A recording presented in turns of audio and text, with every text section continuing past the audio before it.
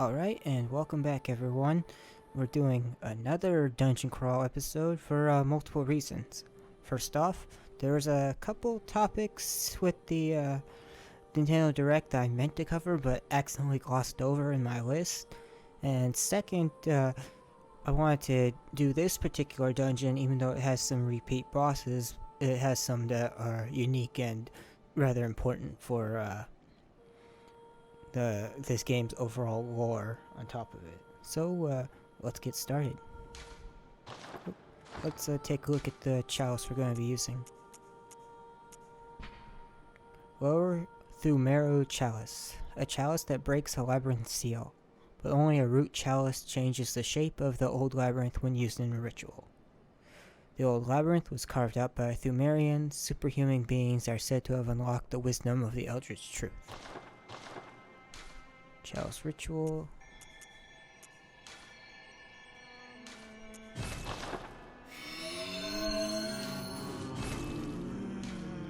And down we go. I believe this one has like 5 levels. 4 or 5.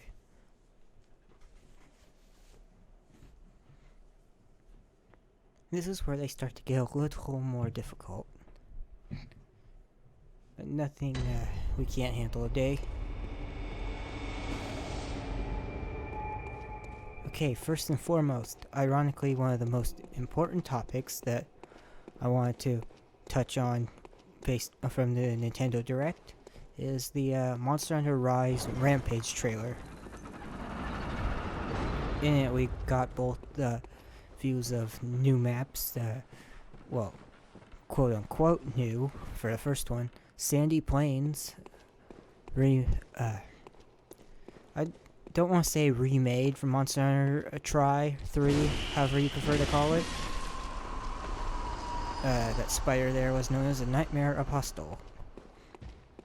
They will be appearing in the main game not far from now. Anyways, Sandy Plains and Lava Cavern. Sandy Plains is much like the flooded forest already revealed for Monster Hunter Rise, is a retread of the map from Monster Hunter 3, except it's not the exact same area. It's just in that general region, which is pretty neat that they're revisiting those, though I'm still disappointed. It's another game with the Leviathan class monsters and no underwater combat, which is monsters like Royal Ludroth, who is in the game. I would like to face back underwater again. Same if they had like a Logia Cruz or something, but I'm glad at least he's not back, because him being without water kind of makes this fight a little bit more lame. I mean, yeah, they give him a whole bunch of new attacks to compensate for it, but you're quite literally taking a fish, cutting out half the fight still. And that's one of the things that made him interesting and fun, was being able to see how he fights differently in a three-dimensional space. I still hate that, at least when I hear like Let's Players and stuff talk about Monster Hunter 3 who did play it, or 3 Ultimate, they dislike the underwater combat when it's some of the best there has ever been. Save for, well, no, I can't think of any other better water combats. Either way, it's not bad, and people who act like it clearly were just not very good with it. I believe this one's called a Tomb Warrior or Warden. They're really cool looking, and they're basically Dark Souls enemies. They're big old great swords.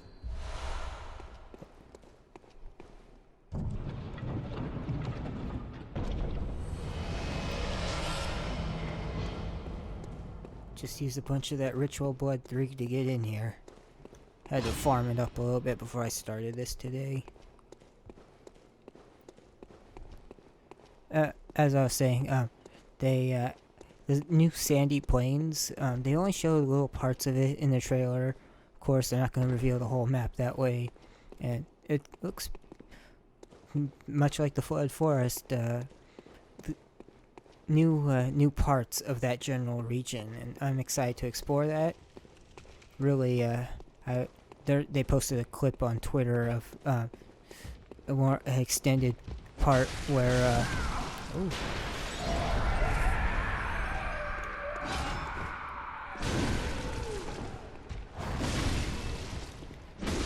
where the hunters are swinging around on their wire bugs, and the environment around them was a bunch of old pueblos, which are like ancient South American style housing, and they're built from mud. And in Monster Hunter 3, it was a very tiny detail on that map. It was in one of the small cave areas where on the wall that you could look up onto it, or if you entered in from the right direction, you'd end up on the little cliff, and you could see the like little windows that are old and carved in there. The housing has gone away mostly from the erosion, but you could still see little remnants of those ancient places that people used to live. And it's exciting to see that expanded upon a little bit.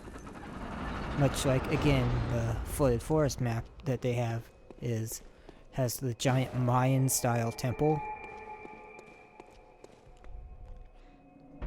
Okay, I'm doing a lot on the maps, but this is going to be a little bit longer dungeon crawl. And I have fewer topics, so here we are. The other map they debuted is the Lava Caverns, which is like half water, half fire. It doesn't look to be an extension of another area previously seen in a different game. Which is, and it looks real interesting with the screenshots they posted on the website and Twitter. There's one area that's filled with water, unfortunately unswimmable, but we already covered that. But the walls are lined with a giant snake monster skeleton, and it's definitely not a Dalamadur, which was the whole part of the map for oh boy. Great, gotta go find that Bell Maiden. And I know when they put giant skeletons in these things, they're just for decoration, and they aren't based on anything specific.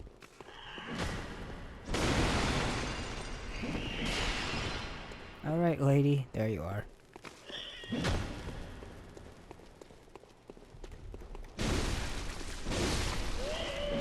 Oh, that one is not a summon. There we go. I still like seeing it. Ooh, that guy's got a crossbow. Same as the one with the greatsword, but just a different weapon.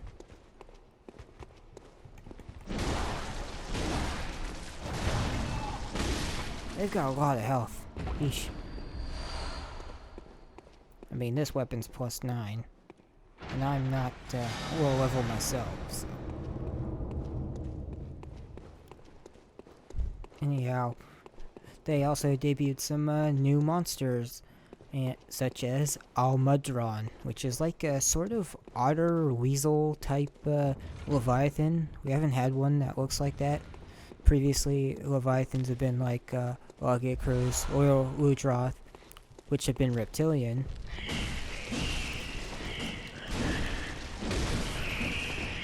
Ugh.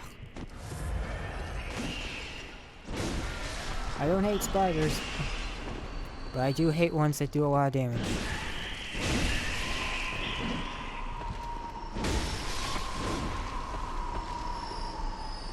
Much like ROMs, when they gang up on you, it hurts.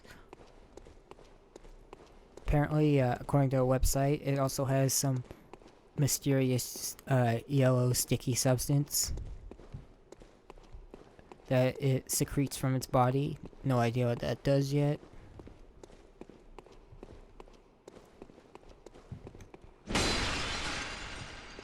Yeah, okay, as I was saying, the other leviathans have been like a gobble, which is very fish-like. He's got a body shaped like a ray or a skate, and has anglerfish traits as well as some sort of vaguely reptilian still. And then there was Nibblesnarf, who was is a giant giant salamander that lives in the Sandy Plains area. So I'm kind of surprised if he's not in this game. I don't expect him to be at this point, but he's a giant salamander with a nice little, with a nice underbelly. Oh. Okay. Tight area.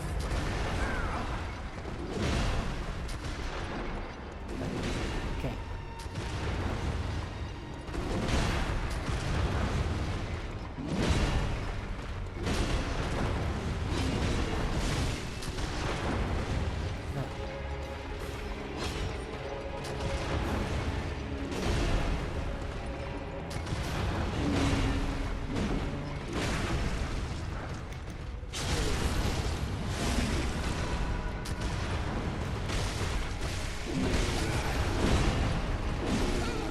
Oh god, I'm getting trapped. Oh.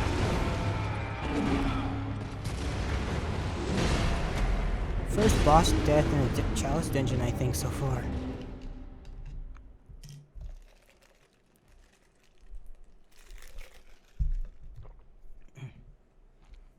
Now, Almudron looks like a weasel, otter type thing.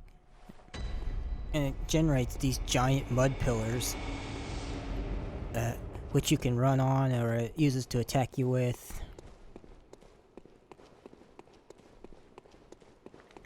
And I also think, really interestingly, both in its gameplay and in its render, it seems to be holding its tail by its head, so it looks like it has two heads.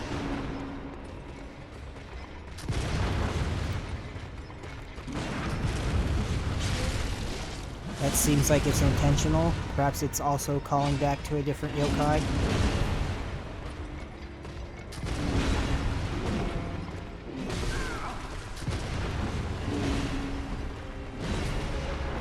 Not sure which at this point, though.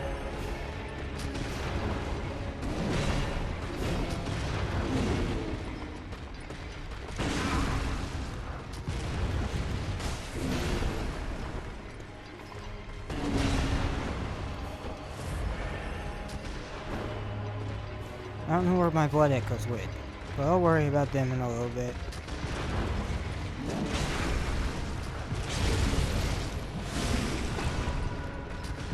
Come on.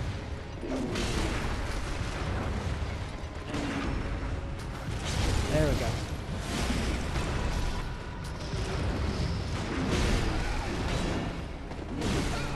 Long combo.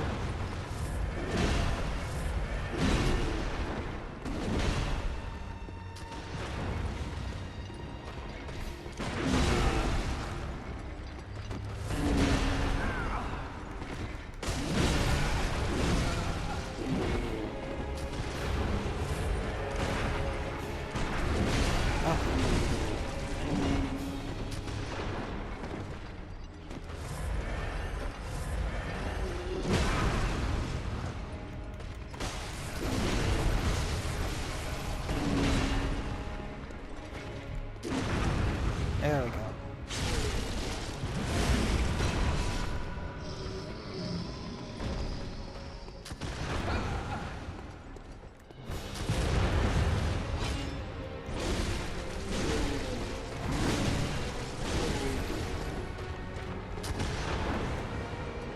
Oh, that was stamina.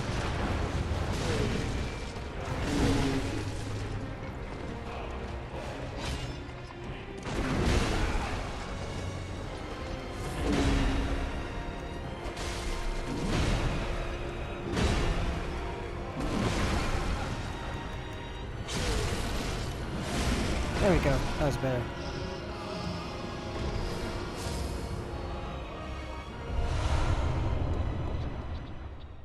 Ooh, chunk. Useful. I have no idea where my blood echoes went. I thought they'd be somewhere in here. I don't know, maybe they glitched out. Because the boss can't pick them up. Oh well, wasn't that many. Not worth wasting time for.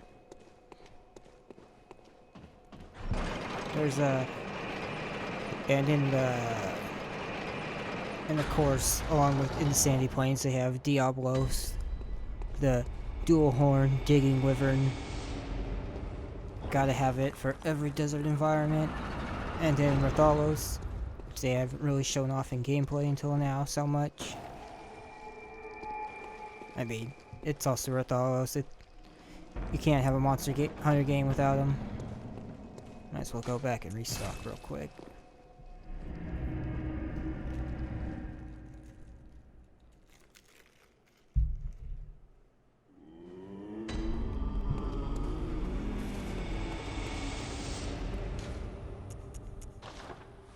You may notice I've spent the majority of my insight. I did so that I could buy some more chunks to upgrade the saw cleaver a little bit, as well as I'm not gonna really want so much of it coming up in the next store area. A lot of frenzy, and all that insight is just a liability.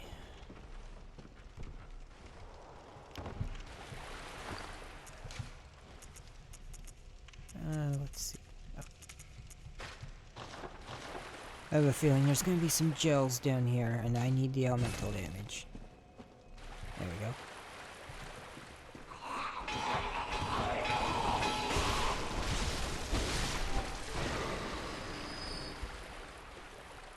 I don't know who he was trying to summon there. Guess they were not close enough. And something just died.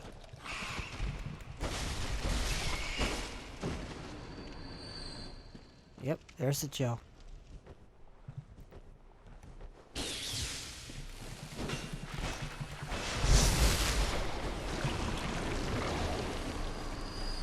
Drop anything? Nope. Let's see.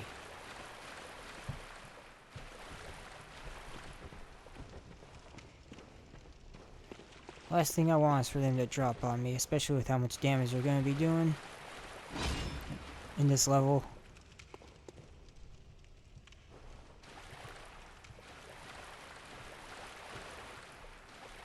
Come and get me.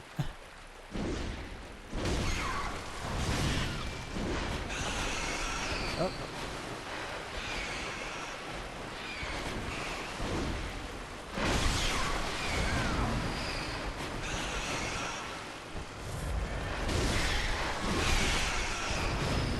They also showed off some gameplay of the new giant spider.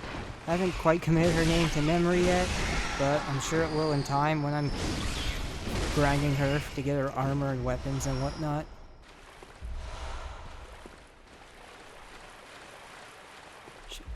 She has a really interesting moveset and design. She's like based on an assassin spider, which means she has a really long neck and large mandibles to prey on other more traditional arachnids.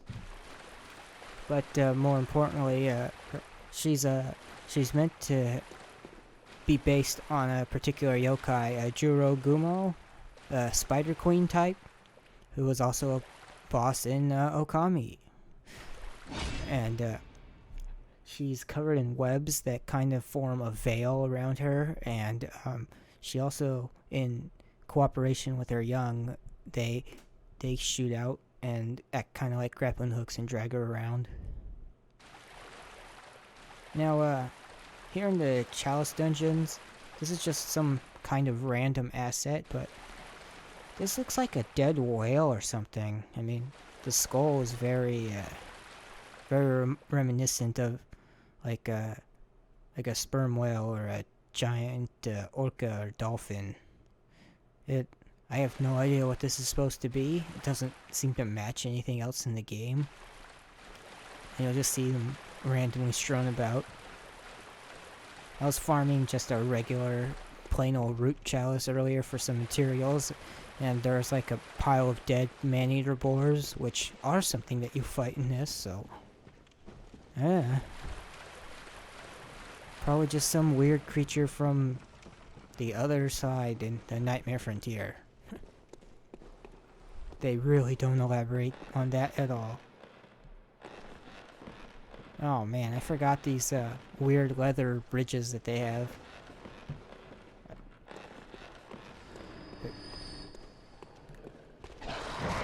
Man, something keeps dying and giving me 817 echoes. I have no idea what that is.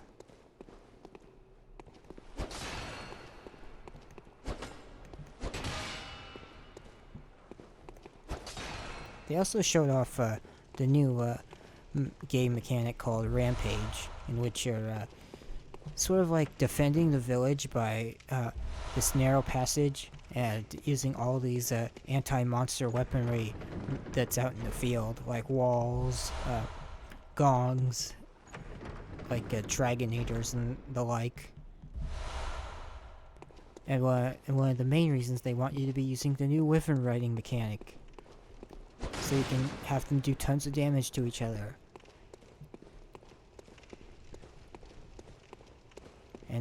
And of course they also debuted everyone's favorite Super Saiyan, Rajang. Makes sense they did add him for Iceborne after release. And no doubt they're reusing a lot of those models and assets here.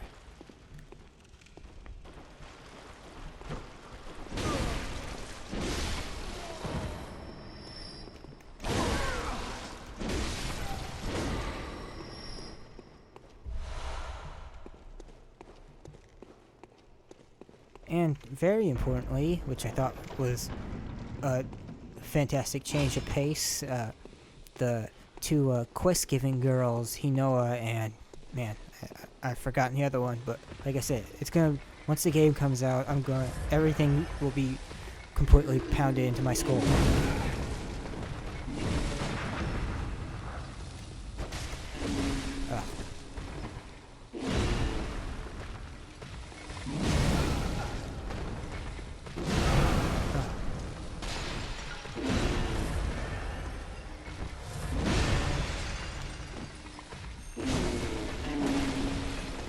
Oh, I'm trapped.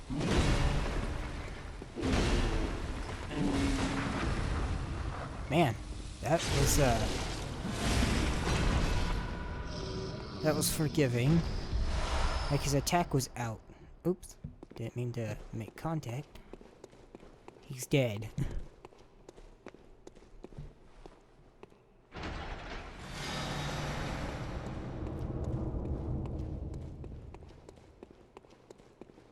But the two quest givers will look to be NPCs that can assist you during the hunt. What I'm expecting right now is that during the rampages, since there's so many large monsters, that you're going to be able to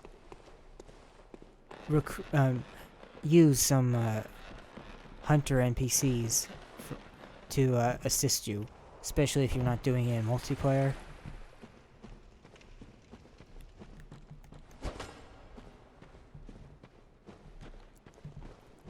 Which makes sense, because dealing with all that single player and whatnot would be quite a challenge. Okay, so it's these guys that are dying somewhere.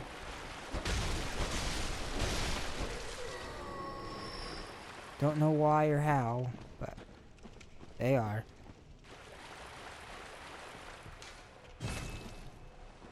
Huh, how do I get in there? There's a chest. But more importantly, among those characters that seem to be NPCs is that the two children characters, one of them that helps run the Buddy Ranch, the little boy, and then there's the little girl who does all the cooking for pre-quest meals. She has a heavy bowgun, and he has a charge blade, and those weapons are bigger than those kids. I think that's kind of amazing and hilarious in its own ways.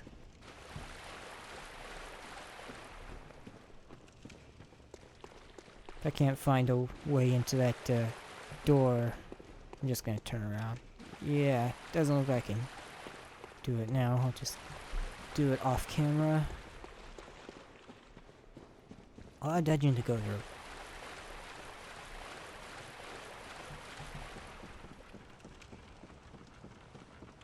And few topics. Wait a minute. Yeah, dope.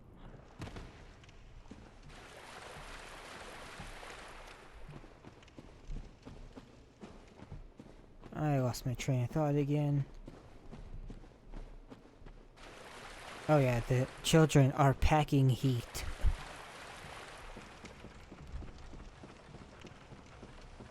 And I assume they are going to be using it.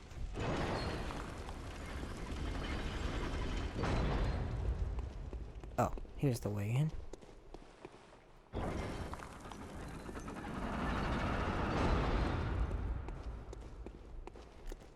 They kind of just casually dropped rushing in there, more or less.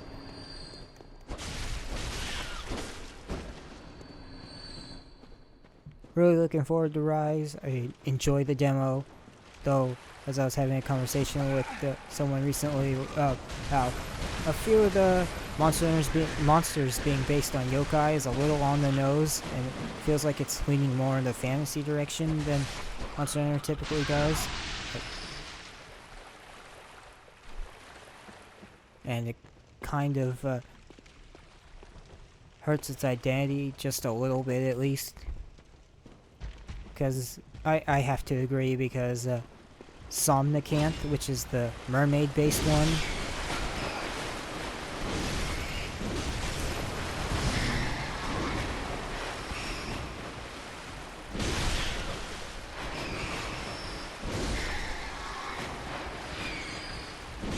she looks neat and all, and for the most part her design is not too fantastical, but on her stomach she has a taiko drum pattern and everything that serves no real purpose other than to look cool and just be, hey, Japanese cultural reference. And I mean, I know that her stomach is there to, so she can break large clams and stuff, because she acts like an otter, too, in order for her to, eat various little creatures and gain buffs. She's kind of got a Kuropeko thing going that way, in that it can be given to hunters if you interrupt it right. I mean, I still think she's cool, but the whole taiko drum. Oh.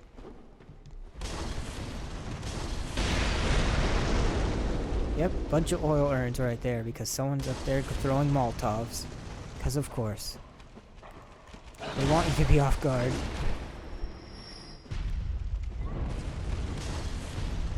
Come on, throw one and blow yourself up. Nope. Ooh. I don't know what I got hit with just there. But, let's just go forward.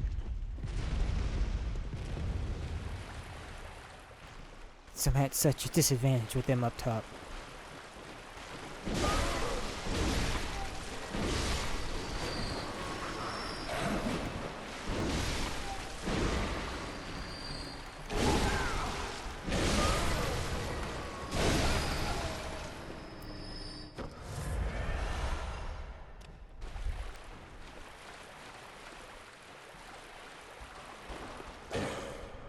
Who else? A lot of the little endemic life looks a little bit like little too on the nose as well, like the little spirit birds. They're known to look like little depictions of souls that are just floating there. There's no real reason for them to look like that, It's not really practical.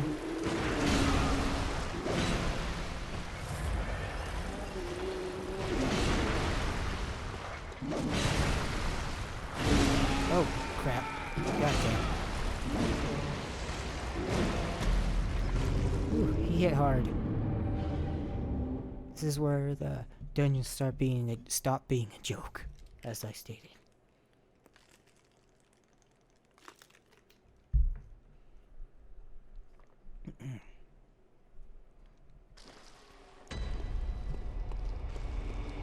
Alright, before we return,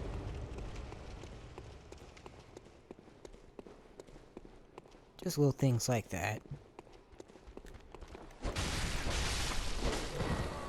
Just a few overall mostly minor nitpicks. And I'm looking forward to the full game. I enjoy the demo, but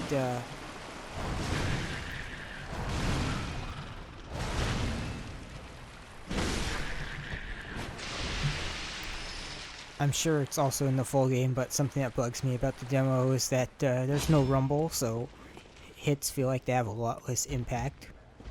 Especially when the past, since Monster Hunter World has rumble, and it's the first series has had again in quite a while, and you get really used to it. I mean, pretty much none of the Nintendo entries had it.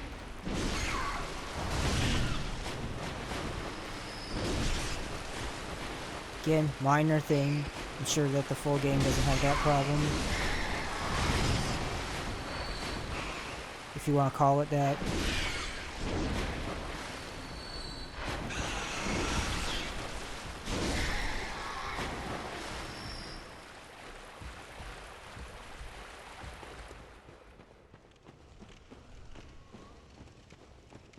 And I'm still really getting used to combos and all that.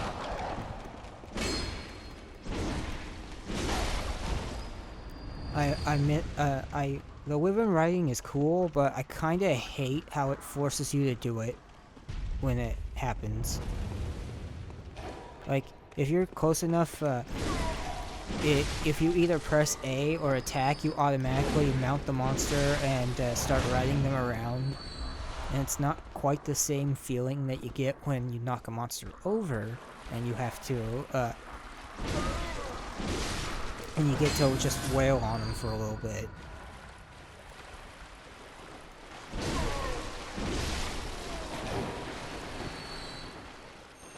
Just doesn't feel quite as satisfying when you don't get to do that.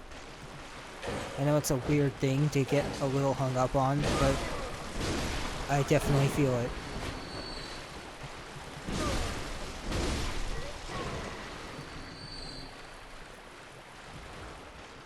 Come on.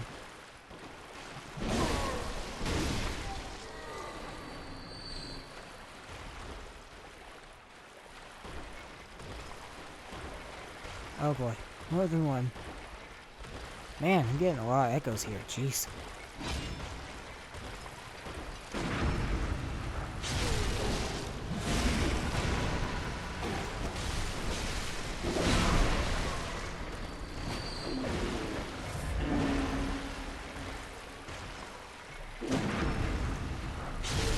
Alright.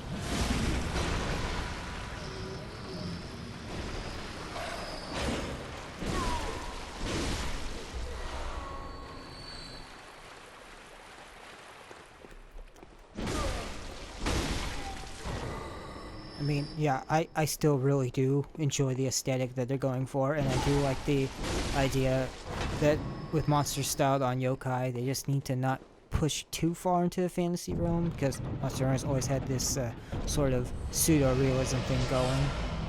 Alright, that's an item I really need.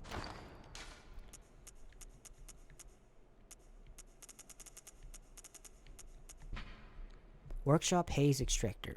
A misplaced workshop tool from the Hunter's Dream. The hunter who retrieves this can extract arcane haze from ritual materials, but alas, spent materials are lost. What this does is that it changes basic, any other, ritual materials into Arcane Haze, which is really difficult to farm on its own, but that's there to just turn all your other unrelated junk into that, because you need a lot for the later dungeons.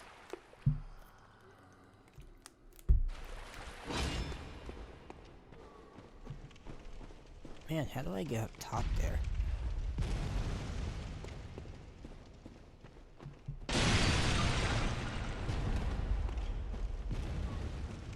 Well, mystery for another time, I guess. Oh. Hoping to circumvent that, but oh well. Yeah, there's a ton of items up there. What the hell?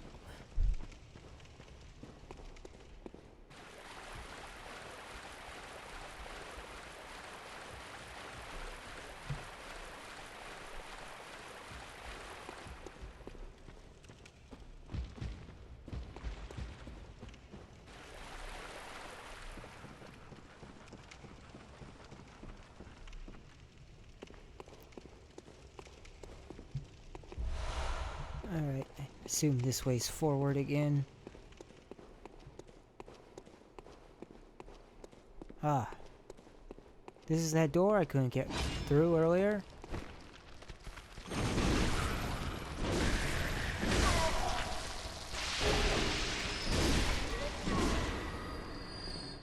Now, you'll notice that Tomb Scorpion there was covered in some weird, like, almost hair-like substance. It's a little attention to detail that does not matter at all, but that one was female carrying a whole bunch of young.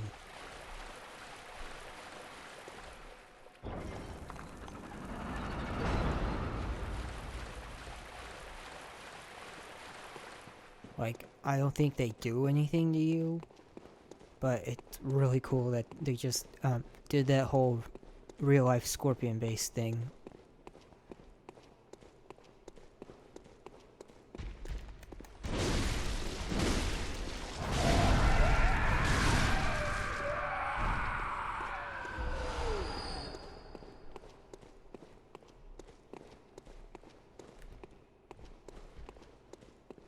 Deal with this guy. Alright, cool, we are upstairs. That's a Ritual Blood 4. Very nice. Okay, that's what hit me so hard.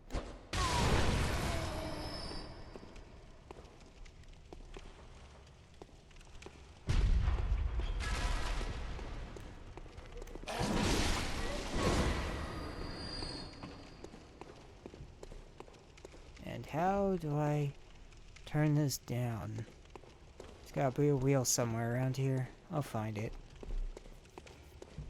Oh! Trap! Walked right into it.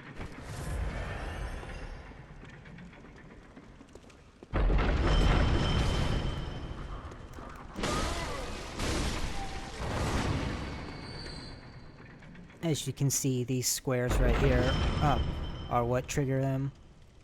They blend in real well, as you just witnessed. Let that go back up.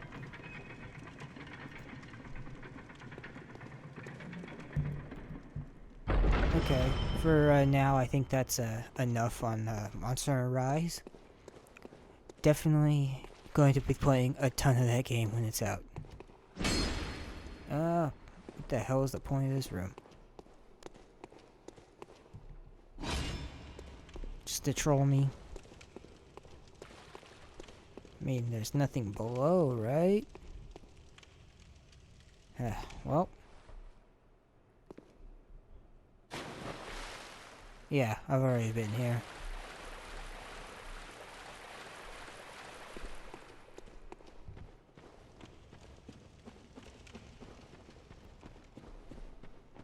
I clearly missed a button.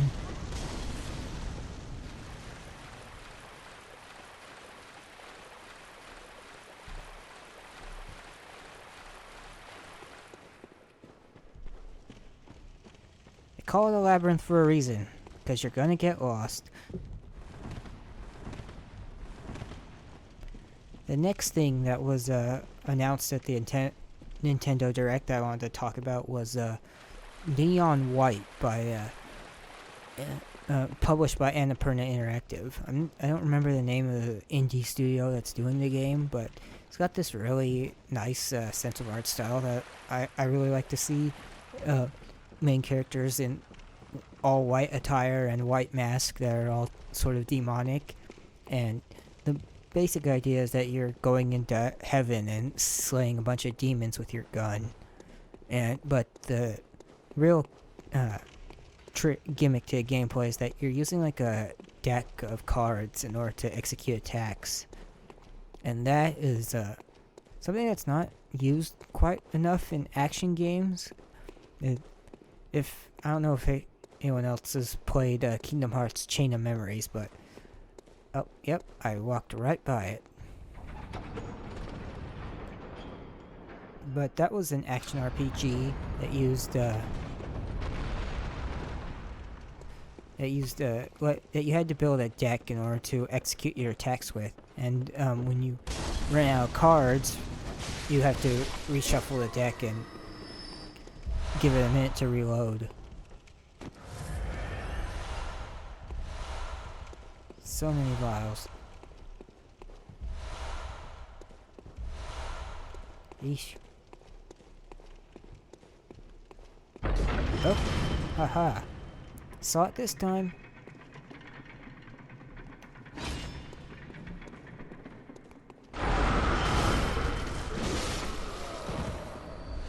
Yeah, it's a first-person shooter.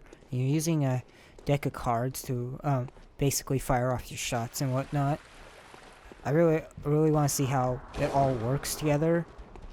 A bit more, get an explanation of all the systems, but I really like the way it looks, and the girl characters in the fox and I think it was a rabbit mask look really cool.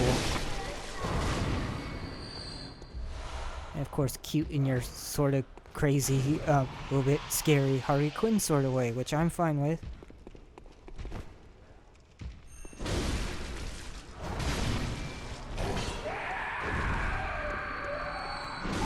I'll roll with that.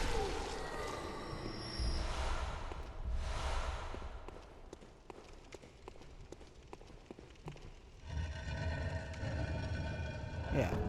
Really neat, really stylish. Really looking forward to more of it.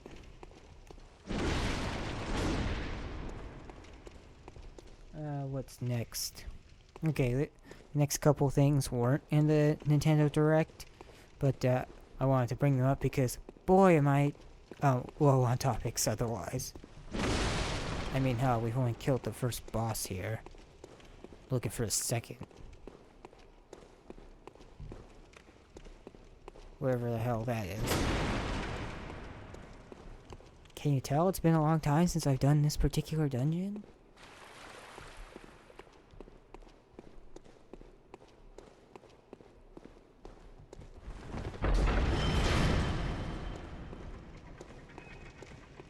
Where the hell do they want me to go? I'll look through it one more time. I did not see any doors or switches or whatever.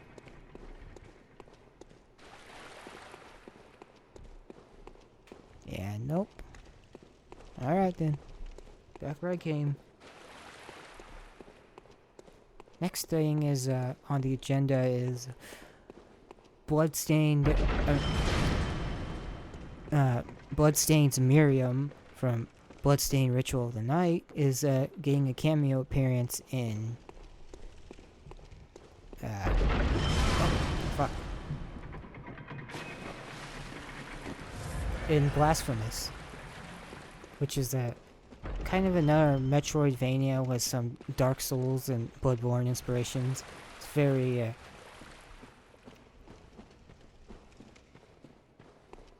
wait, I think this was all an optional area. Yep. Here we go. Boss. No wonder why I got turned around so bad. Undead Giant. This is a remix of the very first Chalice Dungeon boss. They come in so many different varieties. They're basically Frankensteins.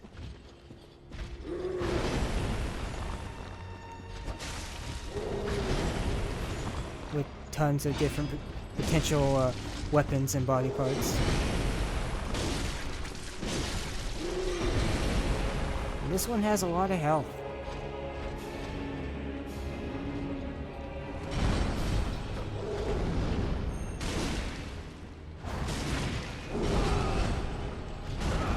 And a lot of attack power. Some of them have cannons for arms, stuff like that. I don't think they can be riposted, but I'll try. Pretty sure they're too big for that. Yeah, no. Not worth the bullets.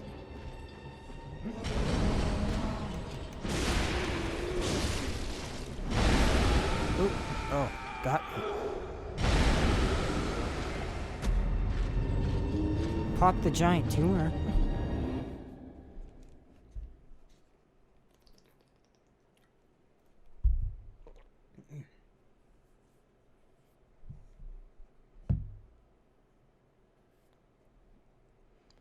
Yeah, well, Bloodstain's part of the recent pixel art style Metroidvanias like Castlevania Symphony of the Night, stuff like that. It's heavily influenced by Catholicism. Your main character is the penitent one who's taken a vow of silence, so conveniently they don't have to speak, all that kind of thing. Heavily draws on like the Spanish Inquisition, all that kind of deal. Ooh.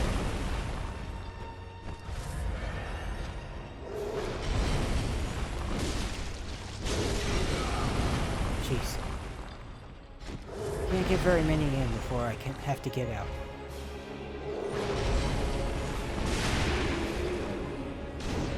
Oh.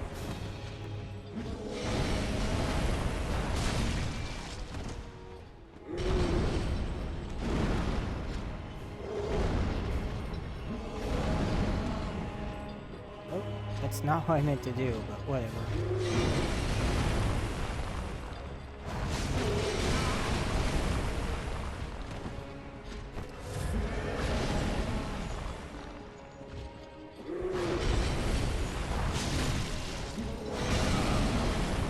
Yep.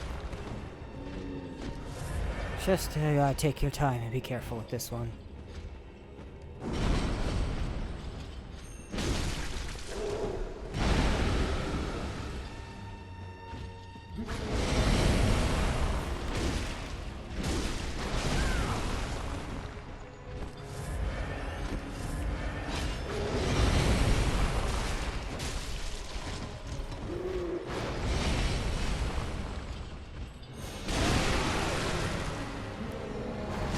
Getting a few broken hearts at least.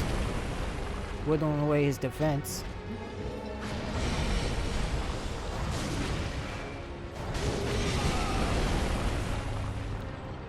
Notice all that bleeding.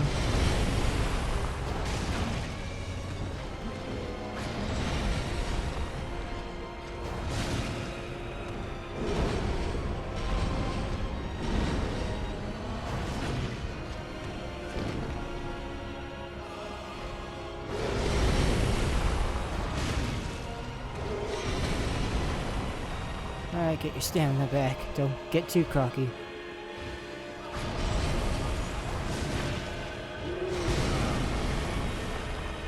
He says as he gets hit. There we go.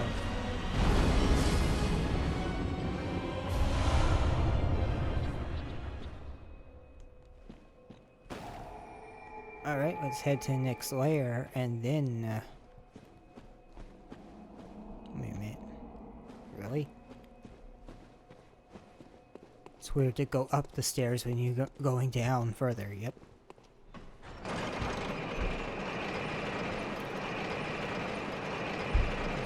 Use some of this to level up.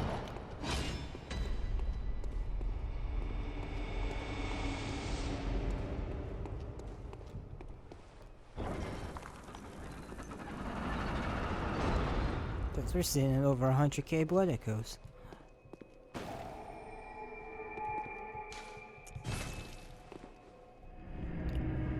I've played a little bit of Blasphemous. It's really cool and something I'm thinking maybe one day after I've really sort of fully absorbed and beaten it a fair enough times, especially since they've added more DLC since its release.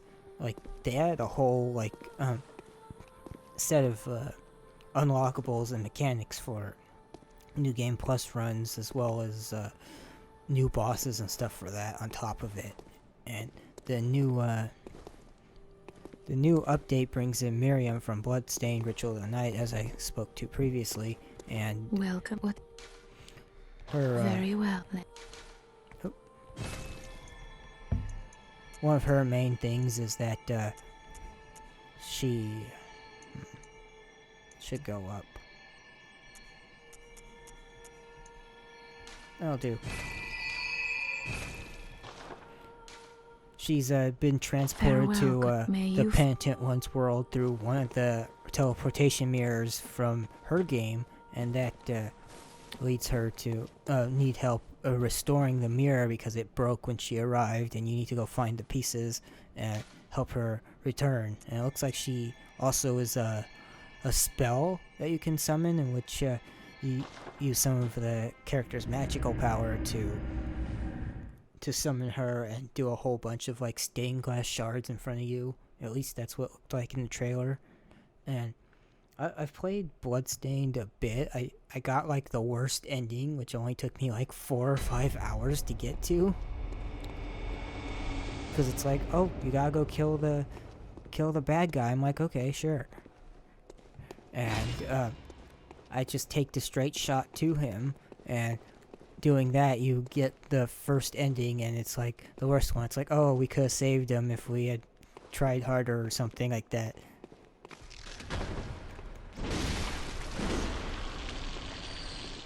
Notice now we are dealing with children of Rom, as they are normally called.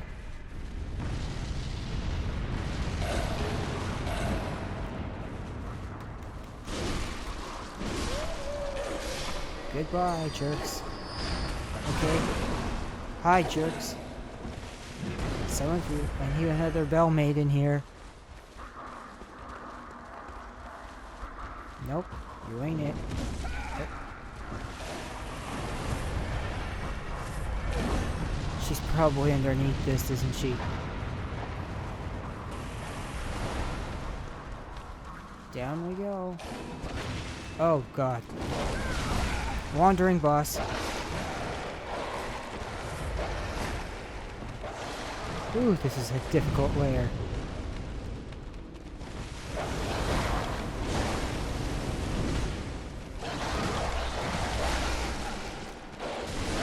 Oh, there I go.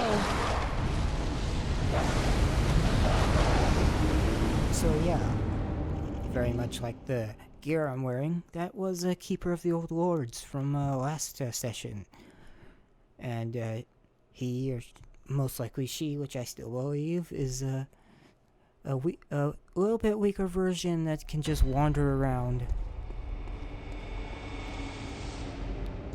And to make it that much harder, she has a couple like fire-breathing dog monsters.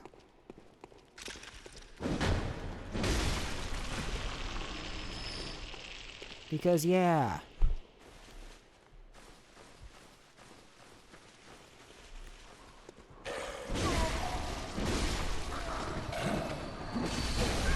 Oh.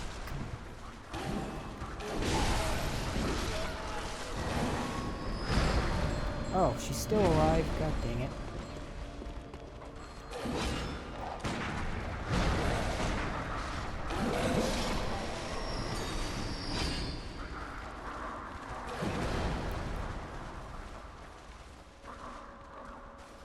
Nope, I don't want to summon.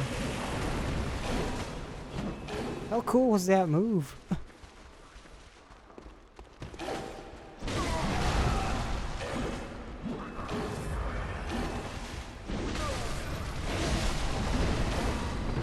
Oh no, no, that's not what I wanted.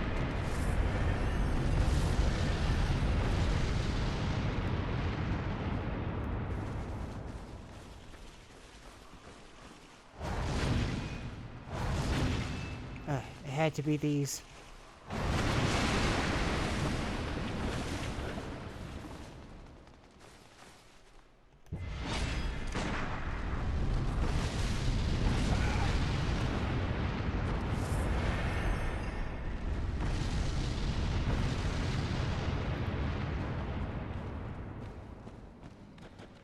This is a very rough situation.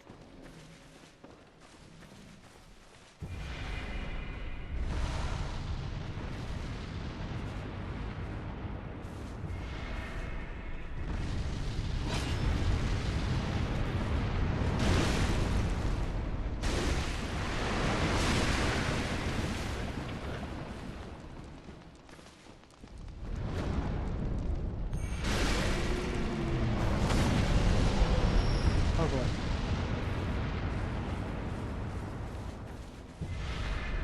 These are your primary source of arcane haze, but you gotta just destroy them by breaking the flower in order to get that to happen.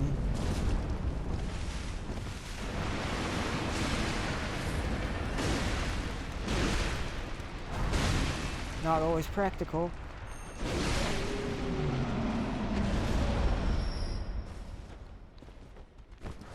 Oh.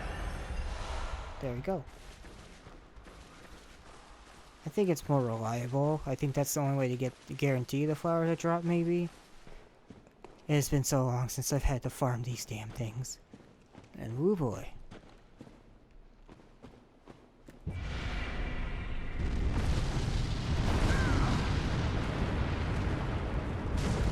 Oh, come on. I can't see.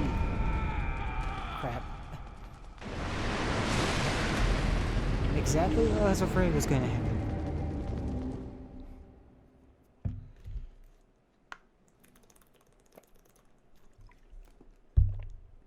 This is gonna be a rough layer. Make no mistake.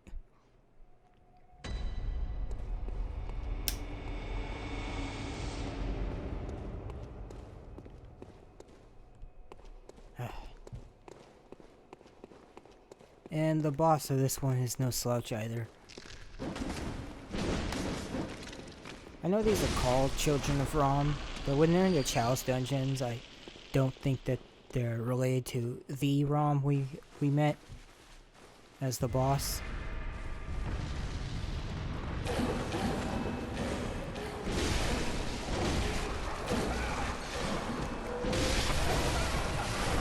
Oh god. Why?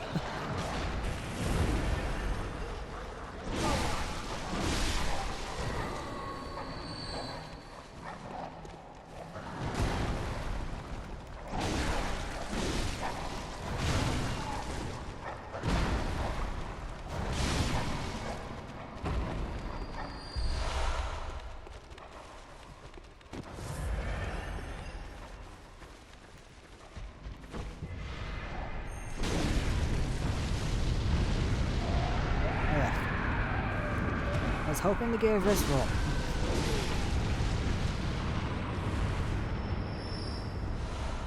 Didn't work out.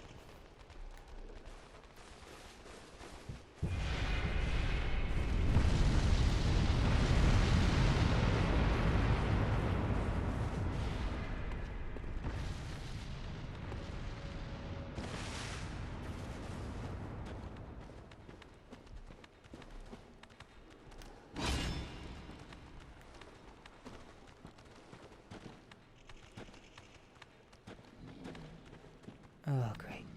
Demon dogs. I don't remember exactly what they're called, but that's what they look like.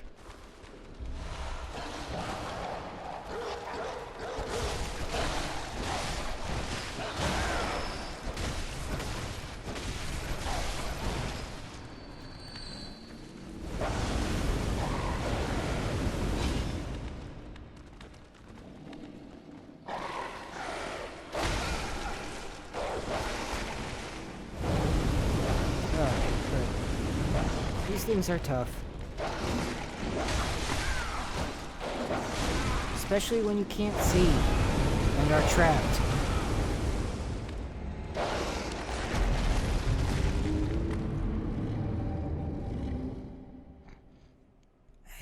they're accompanied by their keeper. Oh boy.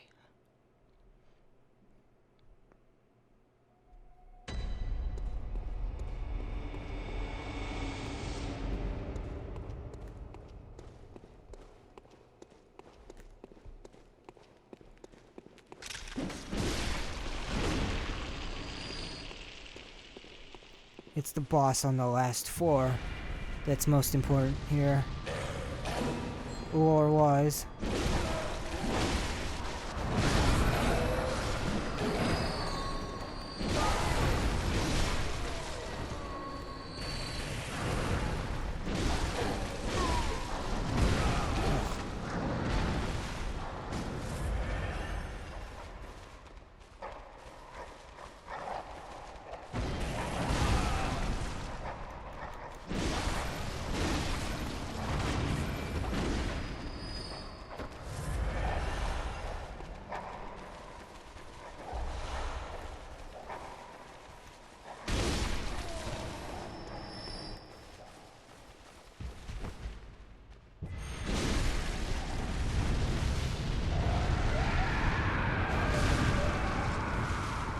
Come and get me.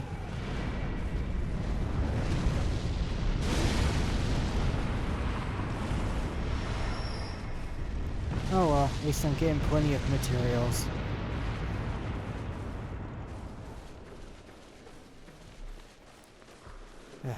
Well.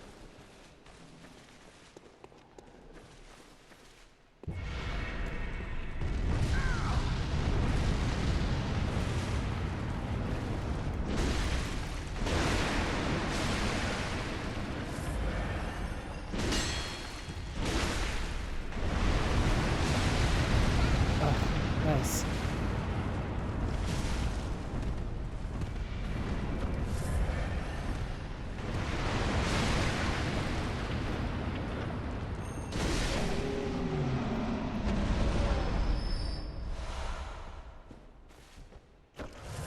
So much haze.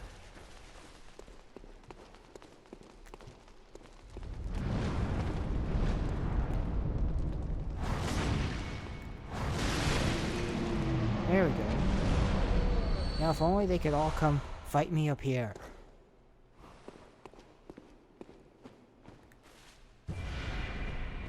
But that's asking a lot. Or, yep. Too far away, they're just not gonna care.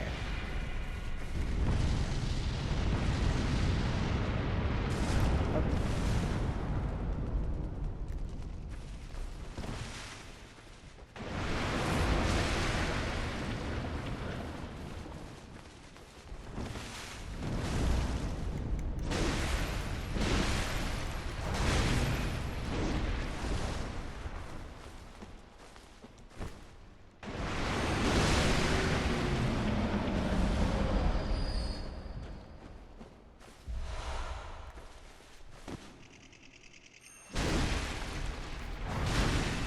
These things got great design, but boy are they a little rough.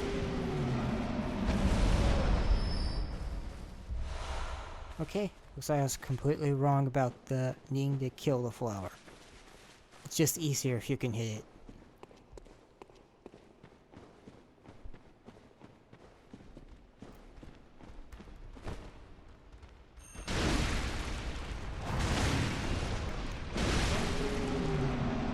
Or sneak up on them.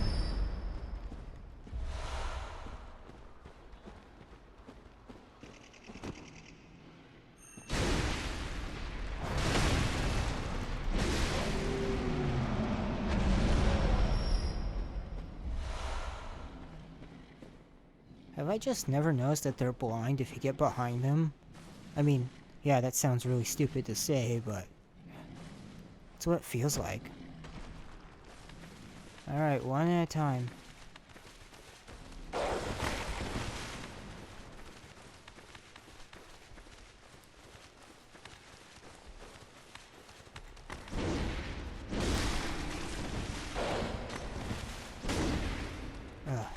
Hold still.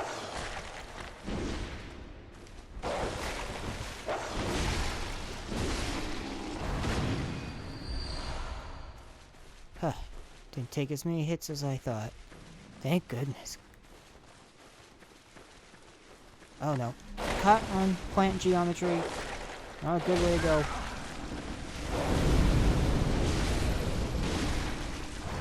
The one advantage I have right now is I'm in their gear. Which means I have pretty good fire resistance.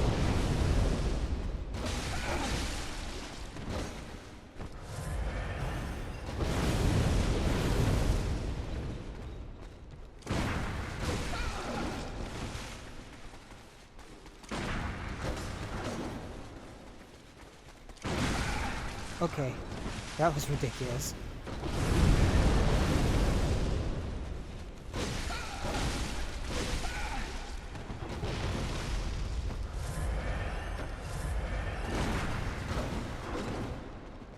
Yeah, that voice sounds feminine.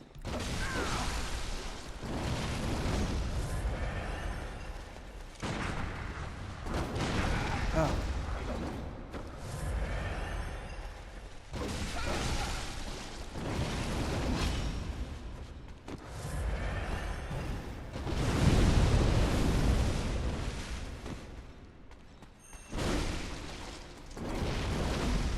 Alright.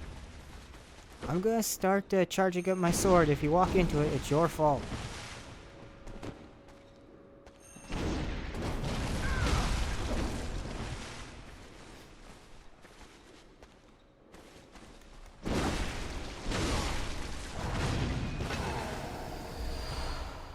Ugh.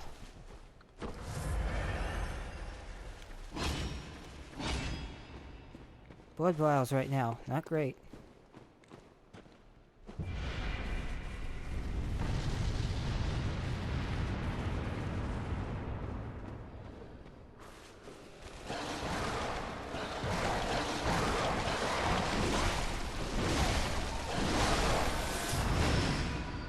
Hey, that dog had some echoes of mine.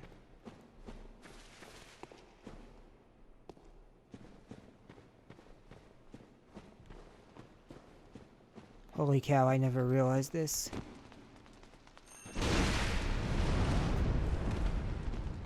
Makes this a little bit easier. Except when one's noticed you.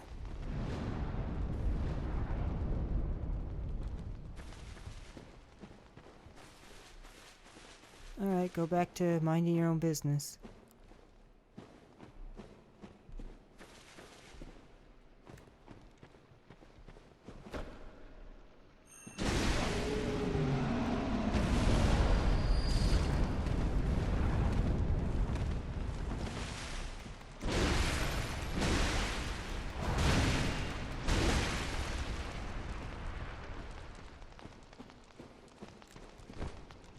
And go.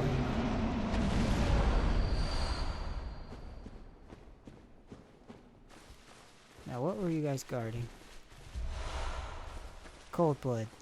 Yeah, not worth it. Alright, let's find that little exit way. Because that's where our switch is gonna be.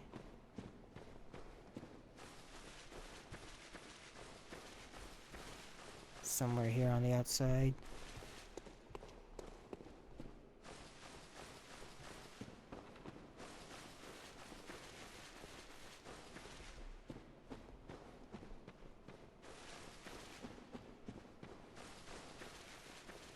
Hopefully right here. Where the hell did it go?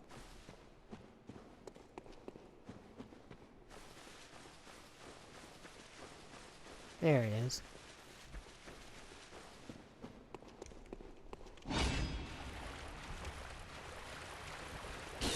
Watch out for any gels on the ceiling. Nope.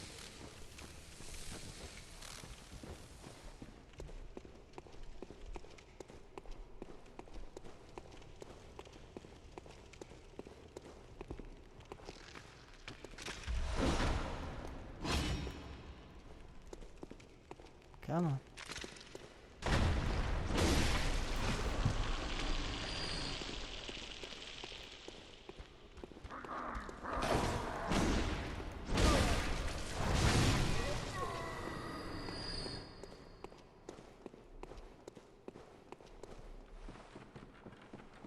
please switch close by. Oh, I'm sure there's something strong guarding it. Always is.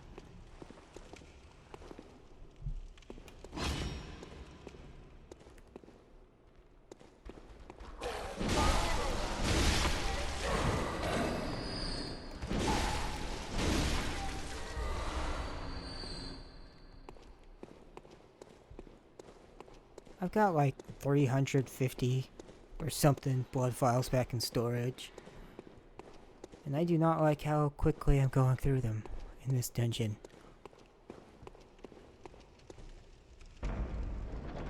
But I'm getting tons of echoes, so...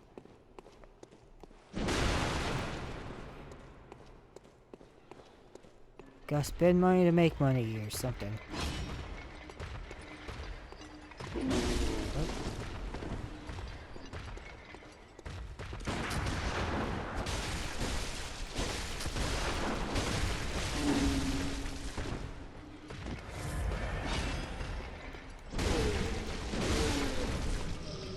You didn't even pull out your melee weapon, sir.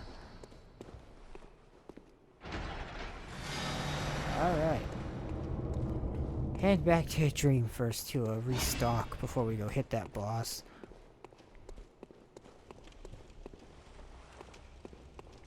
Double check that there's nothing up here first, of course.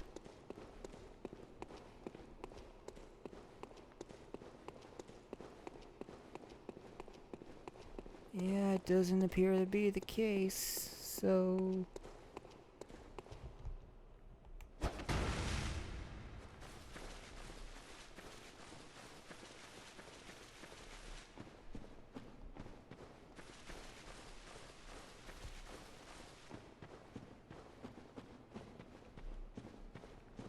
For some reason, my mind was just thinking, wouldn't it be great if there's a Souls-like game where you have a pet or something? And then I remembered, oh wait, that's going to happen. Because Elden Ring, you get a horse.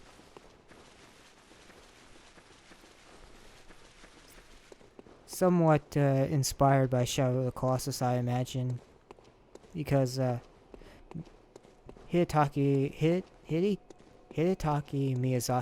Miyazaki, yeah, tongue-tied right now, was he was I believe he was like 33 or something, where he was in some sort of financial business, and he played through Eco, the first game by the team Eco, who also did Shadow of the Colossus. And he was so enamored and impressed with it and everything that he actually quit his job at this financial business. It was like a firm, or maybe he was into financial planning or something like that. It really doesn't matter. It was just a completely different line of work where he would he got a job in at From Software, coding and just being a basic coder, because he really wanted to be involved in game design after that. And of course, one thing led to another, and the enormous number of problems that Demon Souls on PS3 was originally having led to him being moved up into a director space, and then of course the rest is history. God damn it. Bonus room. Hopefully it's not big. Oh.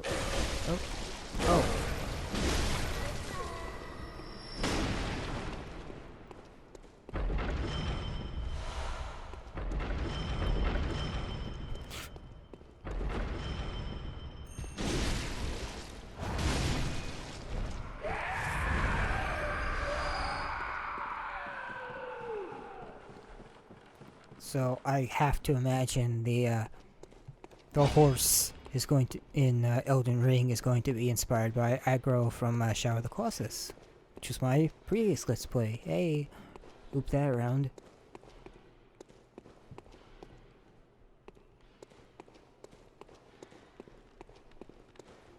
Oh, goo. Just gotta get one.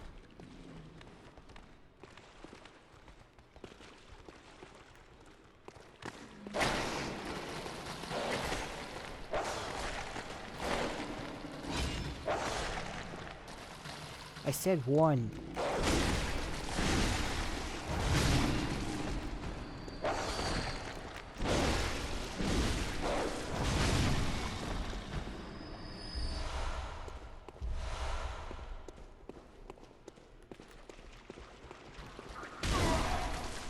And of course they have a keeper. Right there. Oh, and spiders. I don't need all of you at once.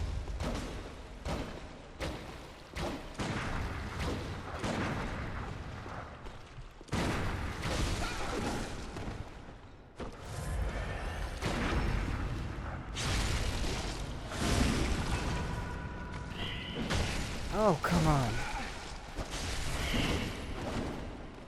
Yep, that's exactly what I didn't want to happen. Ruin that easy finish me move.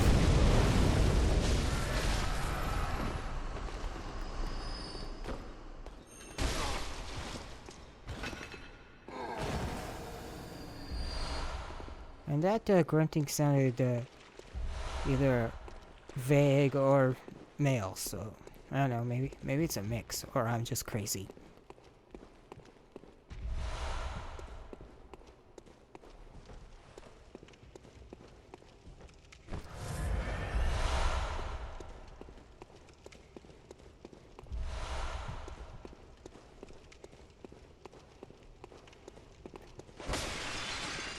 Anything more important in this room?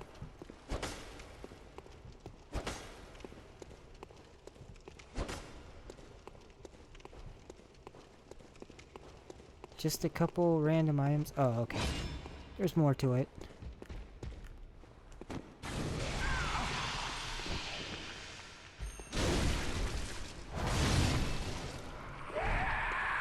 I'm like, really? That's all they were guarding?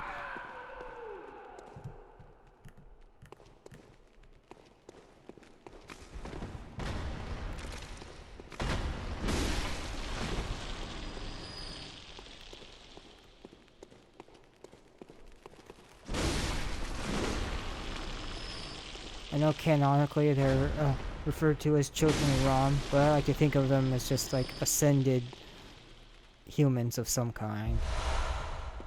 Like, the Rom ones are particularly students, these were probably just humans of a different nature. Hell, they might have actually also be students, because they could have been people from Bergenworth. I mean, the spiders are also connected to them. The other spiders, the Nightmare Apostles, that look more standard.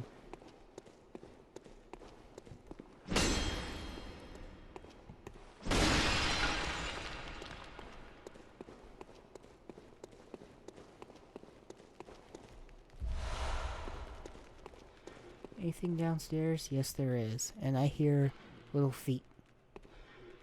Yep. That's what I was expecting.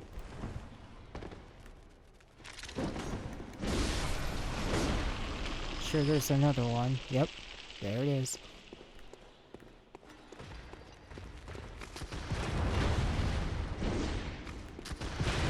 Oh. For fuck's sake.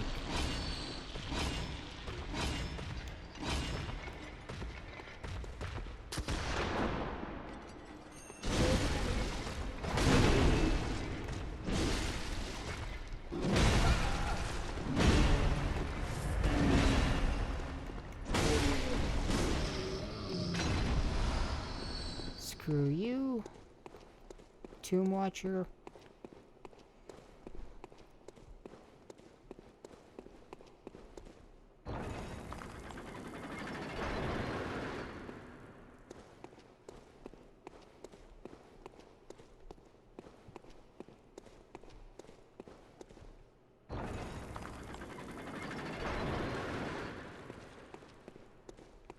Where's the treasure?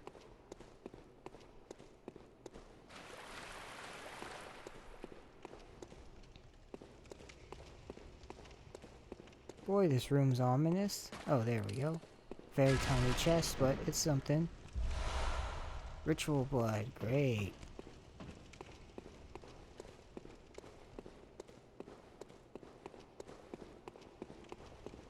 Wasn't even that good.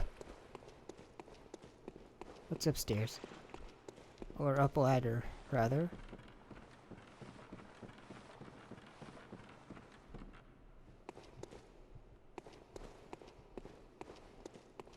Okay, we've been here. Alright. Not gonna bother going back to a dream. I only wasted one blood vial. That guy scared me for a second.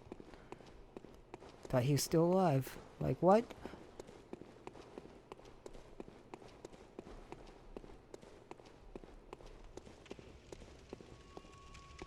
Summon Prospector Oleg. I don't think so.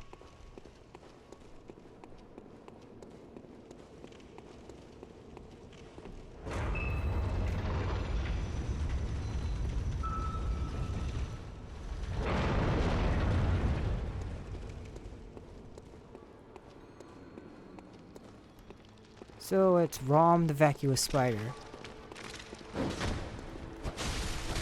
My other theory, though this one's probably more accurate to the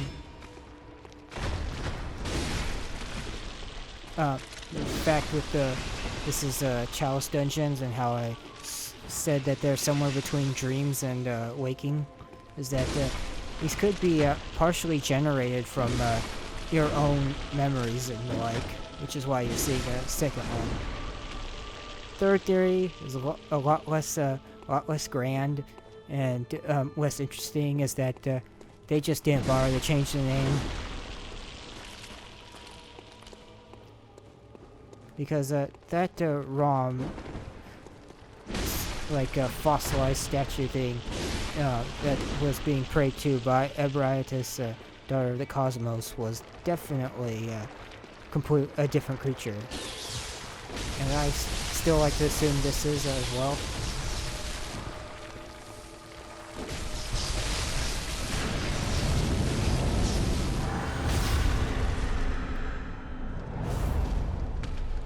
Okay.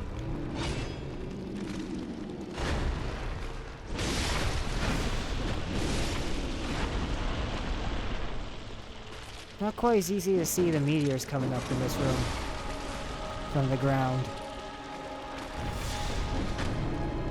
Well, at least you get the blue lights.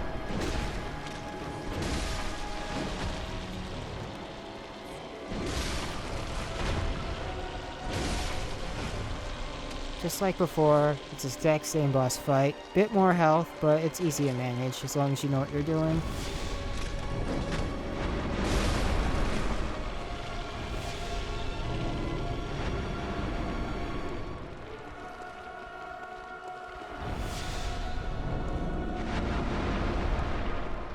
I feel like she also scares around a bit more. I don't recall seeing that in the main game fight so much.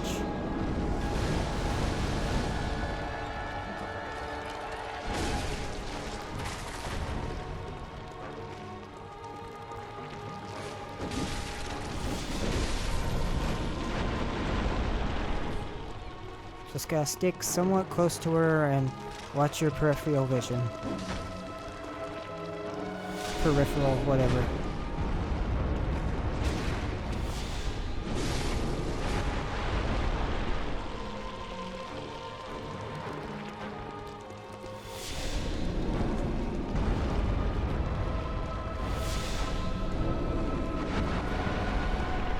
And don't get caught on the pieces of ruins.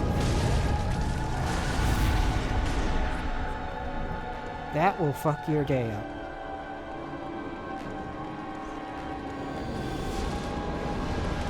Though you can use them as blocking other spells. At least the aerial ones.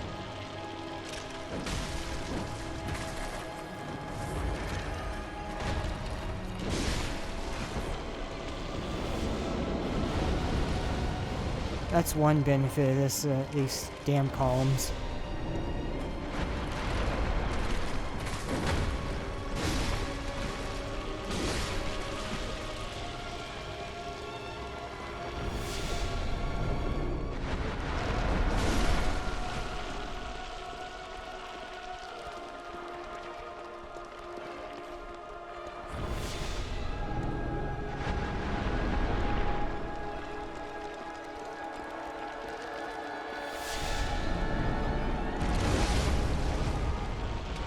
Don't want these little guys to catch me off guard, so they gotta go first. They do too much damage.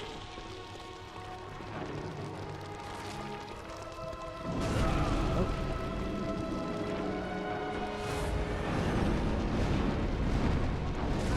Oh.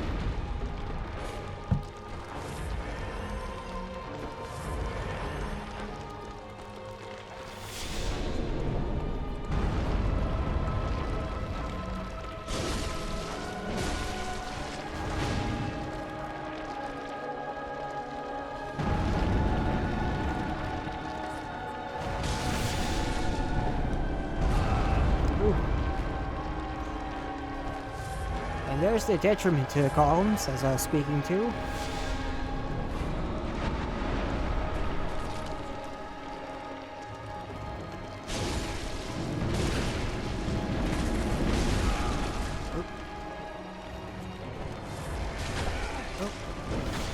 And the little guys.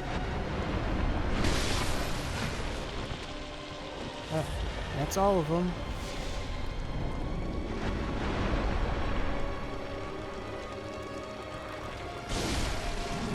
And goodbye a second time, possibly.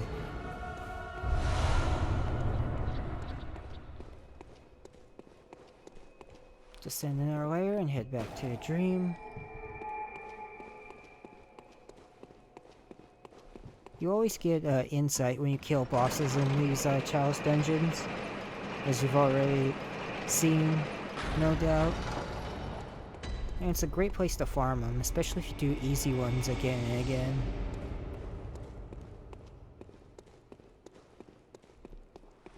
Because you want to buy stuff for that insight shop.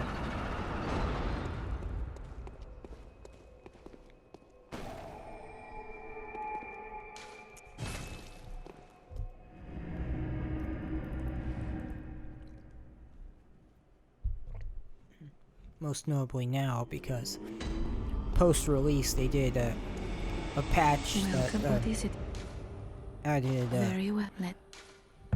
upgrade materials to Insight Shop.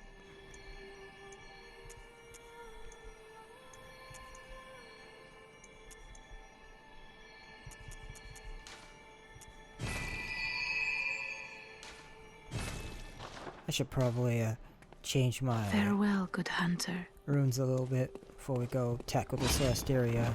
I really don't need that eye rune so much.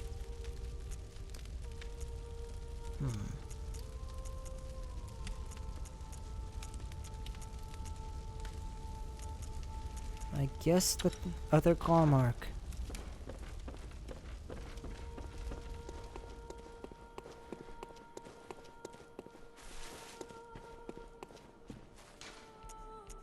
Layer 4.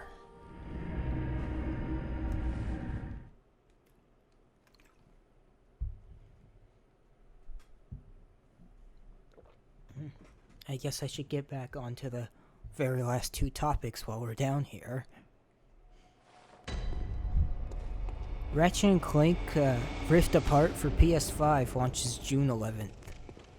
Looking forward to that. I'm a big Ratchet & Clank fan, though I didn't really play the 2016 reboot game that tied in with the movie. I bought it and everything, but I just didn't dedicate a lot of time to it. Like at all. And Rift Apart actually goes back to old continuity instead of and just completely ignores the reboot, which is kind of the smart thing to do, because in order the current plot for Rift Apart would not work without it, because it calls back to a lot of previous games.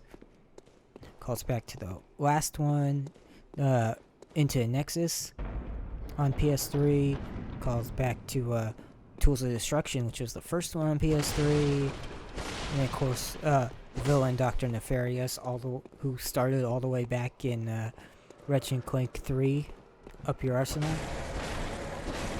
back on PS2.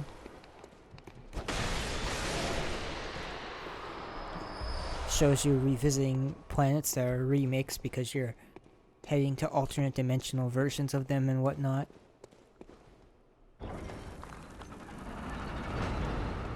Lots of really neat stuff. I'm looking forward to playing that because I really love that series, and it's nice to see that they're bringing the plot back. And it's been like, man, I want to say like at least 15 games at this point. At least it's probably more, because I think that first one came out in like 2002.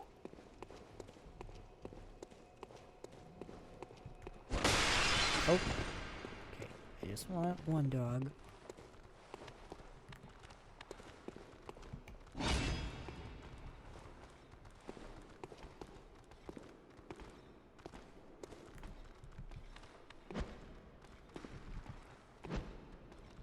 Or just her.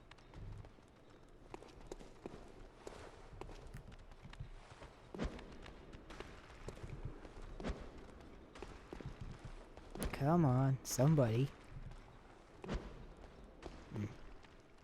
I really shouldn't be wasting those pebbles if I'm not withdrawing more.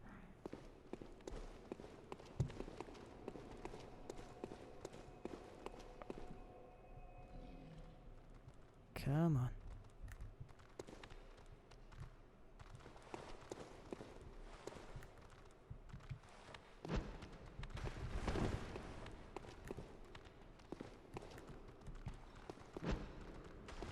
There we go. Somebody.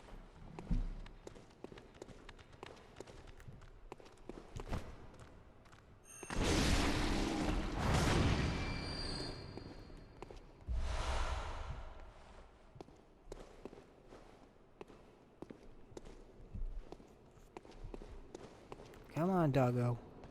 Oh, you too.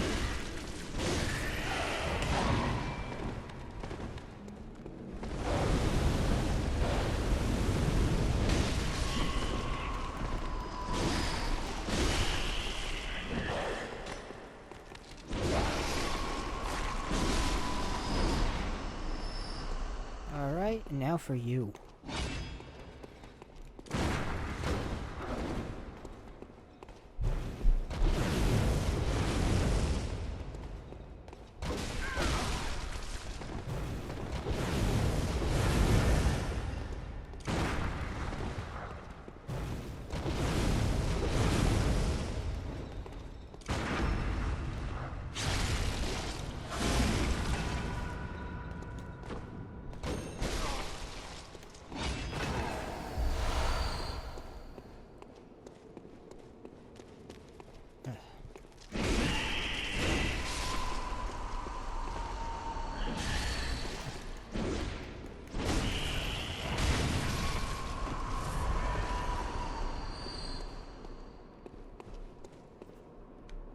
You can see them hanging from the ceiling there.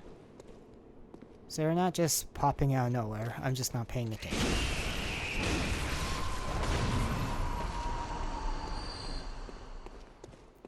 Except the red ones. Those do, because the bell ringing maiden is summoning them, of course. So technically they're coming out of nowhere? Oop. Oh boy. Oh, speak of the devil.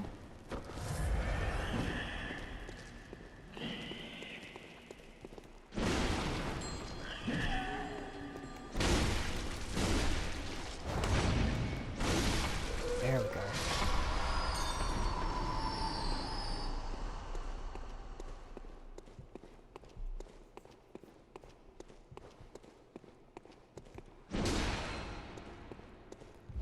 If you're not familiar with Ratchet and Clank, it's a PS2 era platformer that you play as a Lombax, which is like an alien sort of like cat creature who has a little robot on his back named Clank. And throughout the game, you get access to all of these like sort of zany weapons. Like, sure, you get the really basic laser guns, but you also get things that like shoot out buzz saws or turn enemies into sheep or chickens. Little turrets, little robot that pops out called Mr. Zircon, who talks smack to enemies. A whole bunch of stuff like that. The new game has like a weapon that's a lawn sprinkler that turns enemies into topiaries, covers them in plant life, and they freeze, for lack of a better term, and turn into like plant sculptures.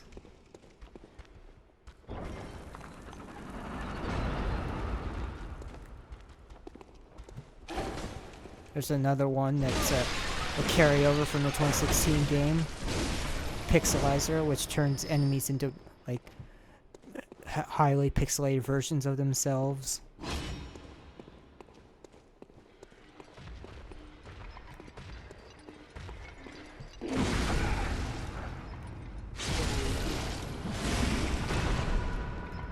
From Tools of Destruction, and I think pretty much onwards, there's another one called the Groovatron, which is not a weapon that does damage or anything per se, but it's a disco ball that you throw out like a grenade, and it floats in the air and forces enemies and bosses to dance.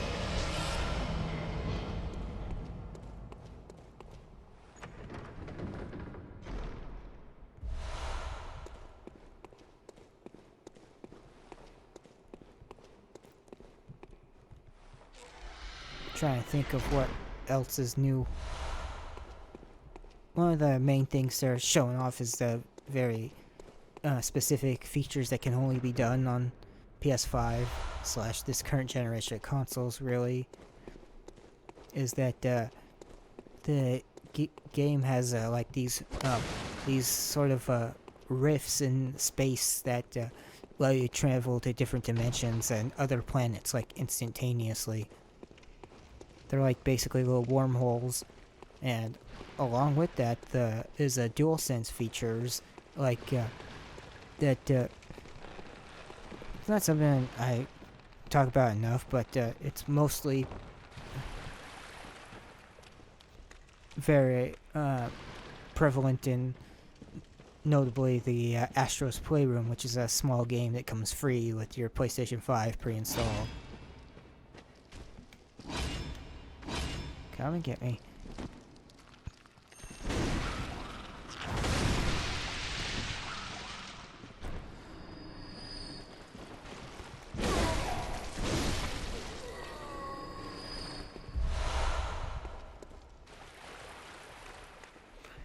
And basically, if you're familiar with the HD Rumble on the Switch, it's essentially a much better version of that.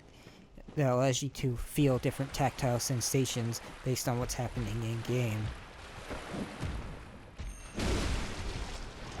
Like with the Astro's Playroom, the vibrations will sync up to make it feel like you're skating on ice, or walking on sand,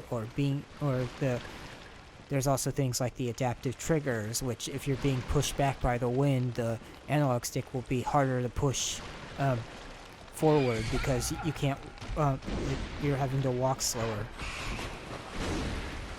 Like you're being pushed back. Or using a little sort of gumball minigun. You hold it and the R2 button that's used to fire it starts jittering like you're holding like you're actually holding the weapon, and the vibrations that would come back from the feedback of pulling that trigger of a rapid fire weapon. I mean, it's easy enough to describe, but actually feeling it is a whole different experience. Something you don't fully appreciate till you get your hands on. Oh, son of a... No, don't kill me! No!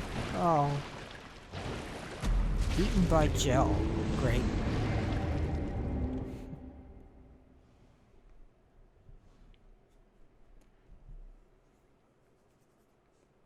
The Demon's Souls PS5 remake uses it a little bit, it's not as I'm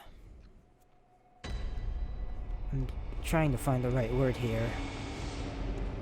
Pronounced or prominent as a astrobot, which is definitely taking everything to the nth degree, so you can actually get a feel and understand all of it. But Demon Souls remake is in that whether you're hitting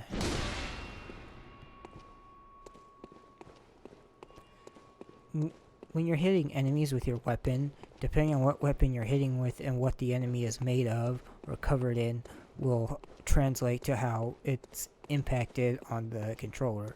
Like, if I'm using, say, this straight sword here and stabbing out enemy that's got thick skin, you can feel it, like sort of having a little bit of resistance as it's trying to penetrate their skin. Or using a club mace to smack an enemy with armor, you'll feel kind of a little bit of the rattling of that, of metal on metal, of a heavy object striking that.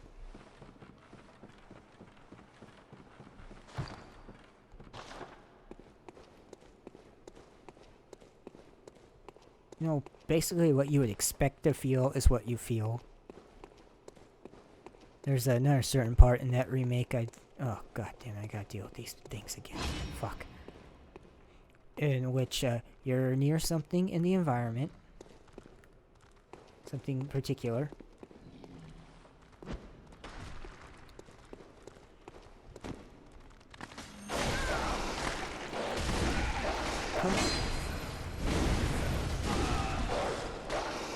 And you feel the sort of vibrations that you'd expect to feel in it. I don't want to spoil it, because I would like to do a playthrough of it one day. But it's something that would you'd feel the shaking of, and it translates to the controller perfectly. You could say it's like a pulse, more than like an earthquake or anything. And if you're using proper headphones connected to PS5, you're also getting the full 3D audio effect on top of it.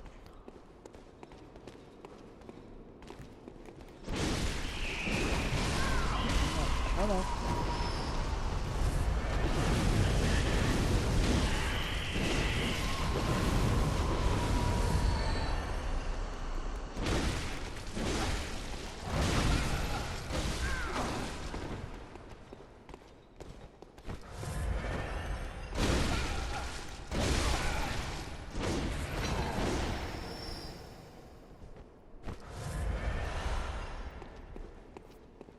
And all those little extra touches and attentions to detail for really lead to a more immersive experience.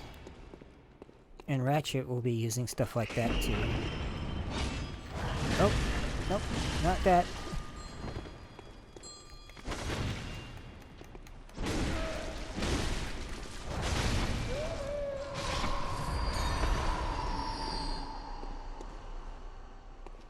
To have the adaptive triggers change the way how things feel when you pull the fire your weapon at different types of weapon at your enemies, such as like a flamethrower or a shotgun, having different levels of clicking with the L2 and R2s and all that.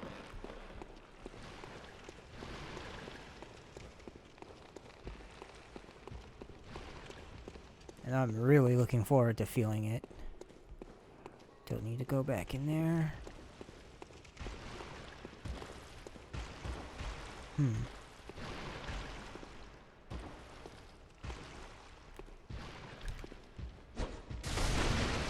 Hey, my echoes. Good to see you.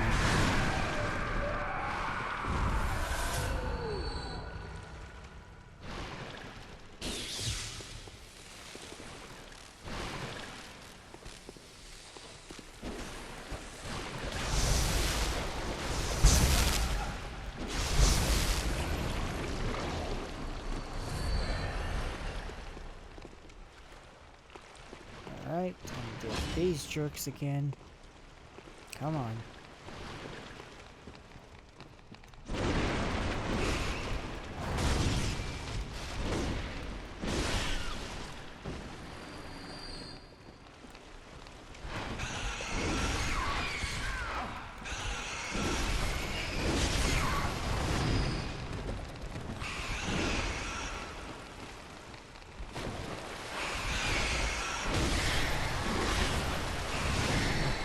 Ooh.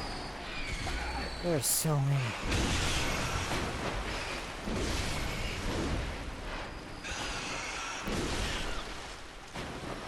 The one benefit to that is all the rally potential to get my health back.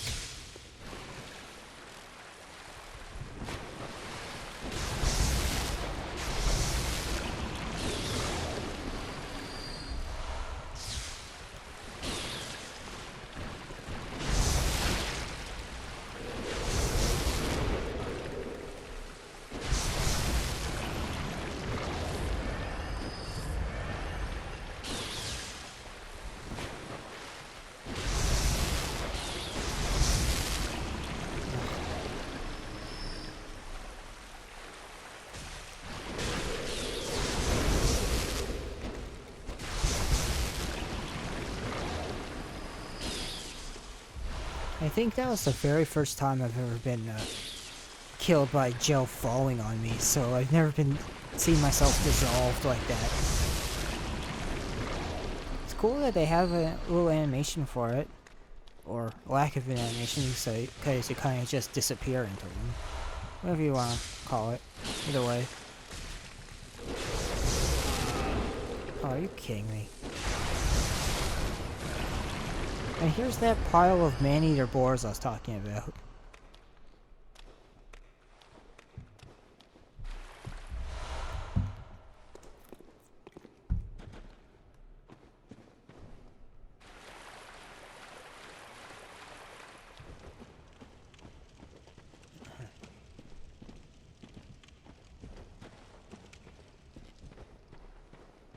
Alright, where haven't I been? This looks new.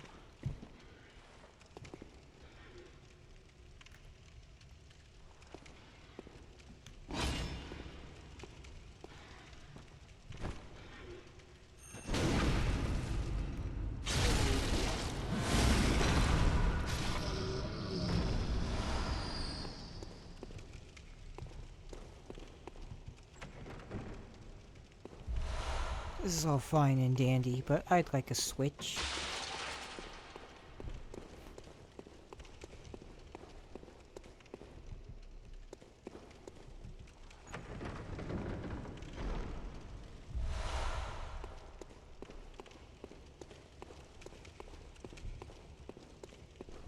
Yep, nothing else of interest in here.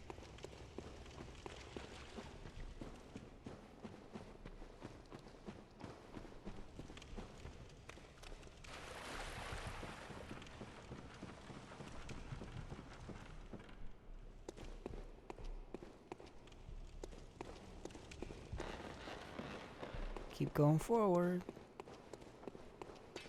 What have I missed? Wait. Nope, this is not forward. This is where we killed the spider lady. Or is it? Good lord.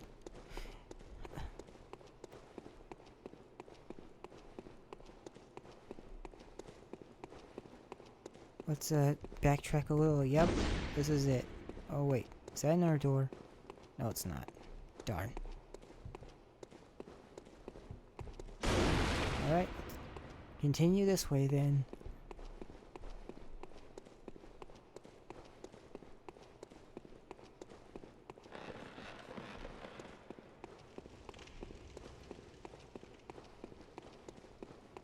Just need a switch.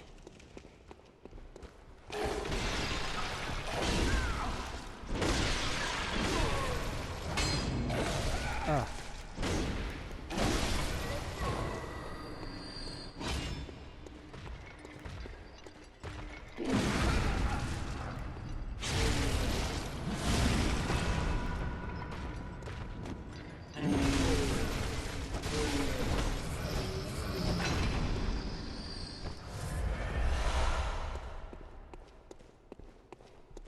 Yeah, treasure room. Well, let's head backwards. I must have missed something else.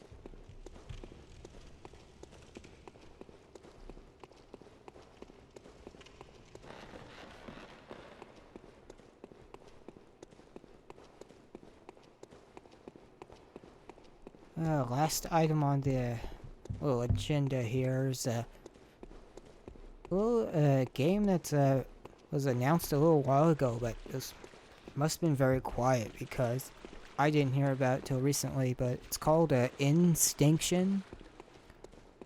So instead of extinction, extinction. It's Instinction with an IN, and it's a first-person or you can toggle to third-person game in which you're hunting dinosaurs in semi-open world and accomplishing objectives. I've seen it being billed as like a Dino Crisis successor. Oh, wait, the switch. Oh, no, not a switch. Yep, it is a switch. Here the whole time. I was going the wrong way. Oh well.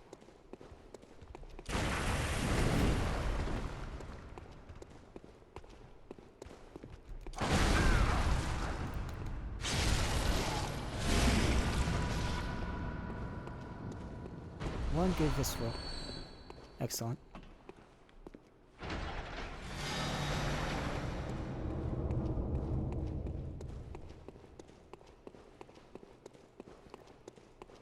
Yeah, it's a semi-open world, first or third-person shooter, focused on a world filled with dinosaurs and other prehistoric creatures. I've noticed on this website there's at least a Spinosaur and a Smilodon. I'm really curious to watching it shake out, and it's really hard to find on Google. Because it's like, did you mean extinction? No, I didn't.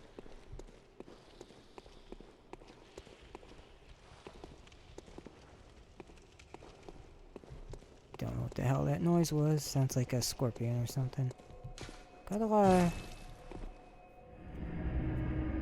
echoes again. Of course, like everything else, there's going to be a link in the description to everything I'm talking about. Welcome. Very well. Oh wow, 2 levels.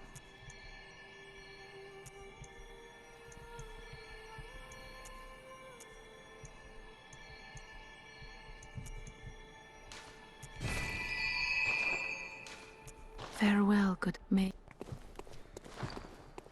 Let's see. Switch this for that. Also withdraw some pebbles.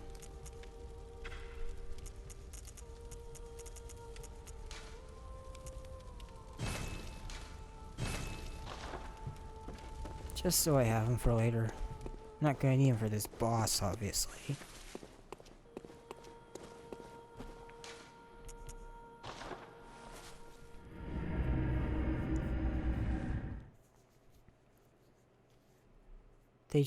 The website basically just gives you a rough idea of what they're doing. No extended gameplay or anything like that. It says it's got solo and multiplayer intended, and it's going to be for current gen consoles, PlayStation 5, Xbox Series X, and PC. I look forward to watching it develop and hope it turns out cool, because we don't have enough dinosaur games in general these days. Ugh. I will do that later. I just want to fight this boss and get this over with. It's getting late. Now we're gonna try a couple different weapon types. This boss is very particularly noteworthy in the lore. At least this type. It's like Bloodline Beast.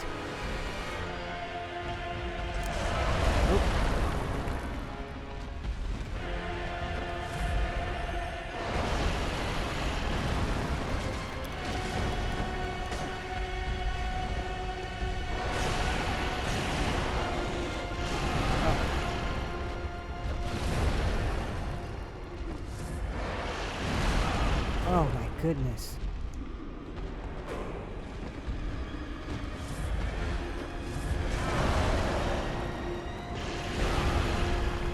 This is not going well.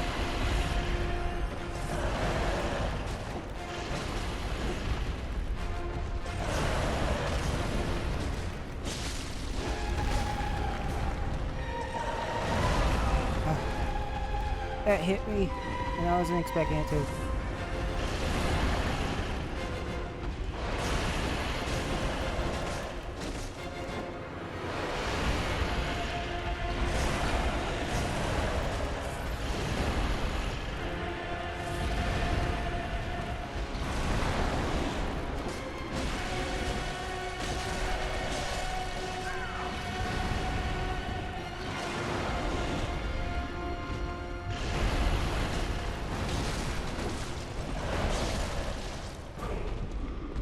Bloodletting is a practice of draining yourself blood voluntarily, usually to cure a disease or something. It's a medieval practice. Oh boy.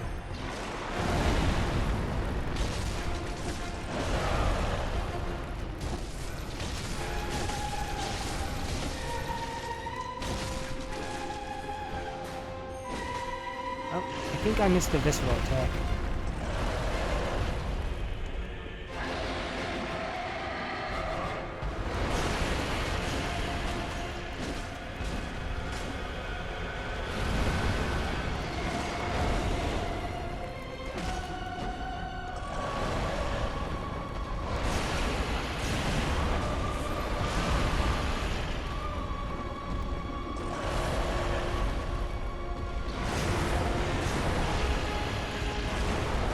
And I'm using a lot of blood.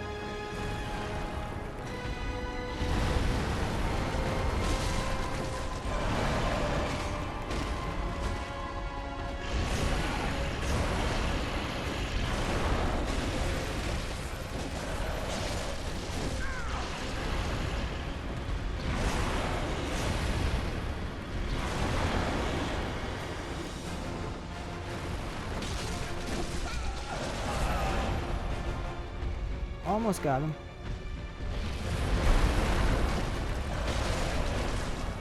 And this guy's quite large.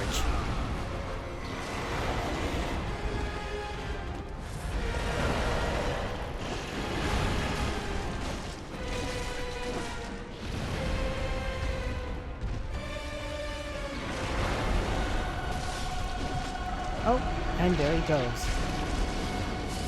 Phew. Defiled Chalice, Tempering Damp Blood Gem 5, and Twin Bloodstone Shards.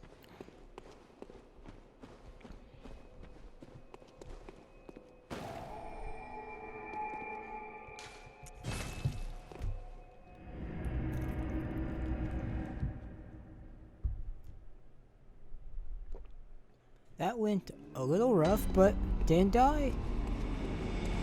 Well, what is... Very well, let me...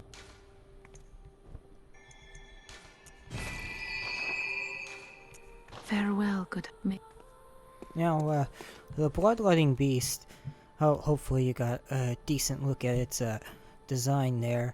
It was had a large gash in its back, and unlike most beasts in the game, it doesn't look quite wolf-like. It actually has more of a ape-like quality to its face, which is really kind of out there in comparison to the rest. I guess Parl is the closest equivalent to that, given that it's got sort of a human skull to it. But it's also got an ape-like design, which is really also, again, it's a bit out there in comparison to the other beast. But what the Bloodline Beast is something that is described as an in the Japanese version. Its name translates to origin or host of the beast blood, indicating that it is one of the originals who the implication is that is one of the original people who partook in the act of creating the blood ministration from the Healing Church. So they're one of the founding members. Potentially, and most likely Vickers, like Amelia was, though she transformed quite differently. And it's noted that on their backs they have a huge, like, ripped open gash, like somebody did that to them. I'm not sure if that was done pre or post beast transformation. They also have a bit of a scratch on their head. If it was done pre-transformation and then it sort of became, like, it exemplified itself, because in the guidebook with by Future Press, there's an interview with Miyazaki, and he talks about how Vicar Amelia changes is that the more you try to hold back and disbelieve that you're a beast, and then when you finally do, the more horrible your transformation can become, in addition to the heavy indulgence of blood is one of those factors that changes what kind of beast you turn into. So it's your personality type, it's the amount of blood that you've overindulged in, it's how you try to hold it back and why you're holding it back, which falls back into your personality type. So yeah, all those things are kind of meshed together to form your beastly form. And the Bloodline Beast, and there's another one in the Chalice Dungeons later, in the last Chalice Dungeon, that we'll do, at least for this for this playlist, for this Let's Play, the one that's going to matter significantly more, that I really want to speak about, and is really important to note. And that won't be for a little while, though I'm mostly intending to do quite a few of these Chalice Dungeons before we get further into, because we're about ready to hit the end game of the base game, but before we do that, we're going to sidestep into the DLC before we completely finish the game. Okay, now that I've kind of rambled on a bit and spoken about the Bloodline Beast and its lore significance, I think it's time to sign off. I appreciate absolutely everyone who's stuck around to watch and listen to me ramble on about mostly pointless topics, in addition to some lore notes. But until next time, see ya. Bye.